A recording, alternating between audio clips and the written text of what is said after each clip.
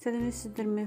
Бүгін мен етсіз манты жасадым. Яғни үйде ет жоқ кезде дәмдеуіштерімізді қосып дәмдеп отырып көкөністермен манты жасаймыз. Рецептімен сіздермен бөлісуді жөн көрдім.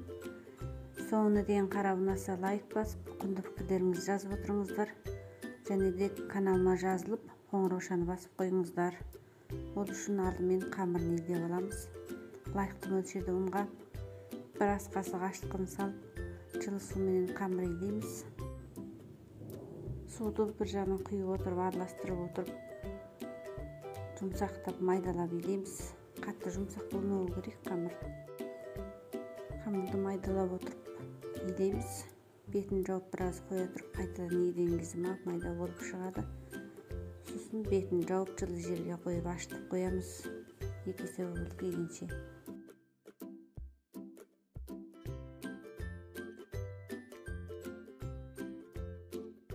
Қамыр ашығанса біз салмасын даярлаймыз. Салмасына кабачок, мына жаз күнінде кабачоктың арзан кезі. Өте қол жетімді. Жуып тазалап алған соң үккіштен өткізіп аламыз. Үккіштен өткізіп алған соң бір ыдысқа салып, тұз салып біраз қоя тұрамыз.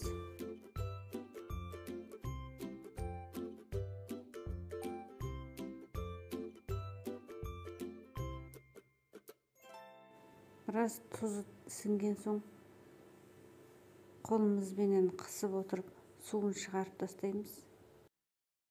Содан соң табаға май құйып қыздырып, көк пиязды салып қуырамыз. Содан соң үккіштен өткізілген сәбізді салып, жұмсарғанша қуырып аламыз. Сәбізді бір ысқа алып суытып қоя тұрамыз. Содан соң жұмыртқаны қуырып аламыз. Барлығын көз мөлшерді мен алдым. Үйдегі адам санына қарай өздеріңіз мөлшерлеп алсаңыздар болады. Жұмыртқаны қуырып алған соң бір ысқа салып алып қоя тұрамыз. Содан соң жаңағы кабачокты, сәбізді қосамыз, жұмыртқаны қосамыз. Жұмыртқаны кесек күн ұсақтап турап аламыз. Содан соң мен қарасаң оғлақты жібітіп ұсақтап турап қостым. Егерде қарасаң оғлақ жоқ болса, қосу міндетті емес. Оның орнына пунтиоза немесе басқа көкөністер, шпинат, дзюсай қоссаңыздар да бола береді. Содан соң тұзын салып, теңсеген соң 2 ас қасық соя соусын құямыз. Және 1 ас қасық стручен соус құямыз. Содан соң азырақ қара бұрыш салып араластырамыз. Және де 1-2 ас қасық зәйтүн майы немесе өсімдік майындамызды араластырамыз. Салмамызды даярлап болды. Қамырымызда 2 есе үлкейіп ашыған екен.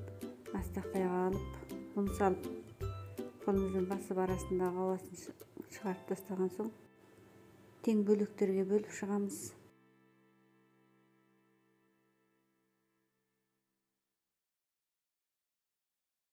Домалақ қылып жасап алған соң бірден жаямыз, жұқа қылып отырып. Ортасын қалыңырақ, шетін жұқаға қылып жаямыз.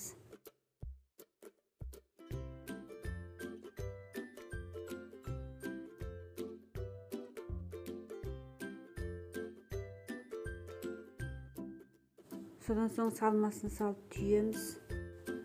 Қандай пішінде түйсеңіздер де өз ықтиярларыңызда. Сіздерге қалай ыңғайлы болса, солай түйсеңіздер болады.